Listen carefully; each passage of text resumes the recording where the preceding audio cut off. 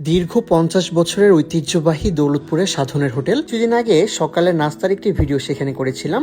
সেই ভিডিওতে এত পজিটিভ কমেন্টস এসেছে যে আমার বউ বলেছে পরবর্তীবার গেলে অবশ্যই তাকে সাথে নিতে।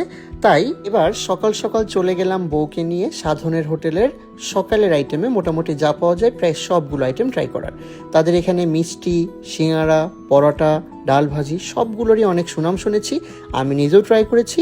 এবার সবগুলো আইটেম একসাথে আমরা দুজনে মিলে ট্রাই করব। যেহেতু তাদের মিষ্টির আইটেমগুলো আগে খাওয়া হয়নি, ট্রাই করে দেখব তাদের মিষ্টি আইটেমগুলো আসলে কেমন। এখানে জিলাপি ভাজার স্টাইল এবং সাজানো দেখে মনে হচ্ছে এখনই খেয়ে ফেলি। তো এবার আমরা ট্রাই করব তাদের সকালের নাস্তায় পাওয়া যায় এমন সবগুলো আইটেম। তাদের সিঙ্গারার সুনাম তো অনেকেই শুনেছেন, সকাল থেকে মোটামুটি সেখানে উপচে পড়া ভিড় থাকে।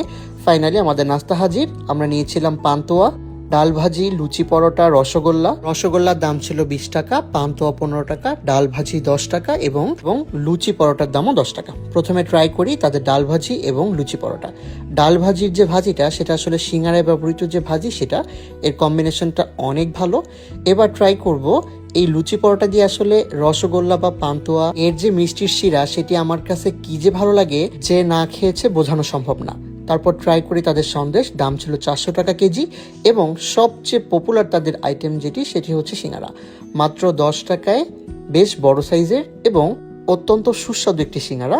যে ট্রাই করেননি আসলে বলে বোঝানো অসম্ভব যে 10 টাকায় আসলে এরকম সুস্বাদু সিঙ্গারা পাওয়া যায়।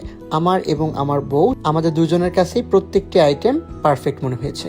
এরপর যেটি বলেছিলাম গরম গরম জিলাপি, যদিও অনেকগুলো আইটেম ট্রাই করেছি, অল্প অল্প করে ট্রাই করেছি, তাও জিলাপিটি না খেয়ে থাকতে পারলাম না।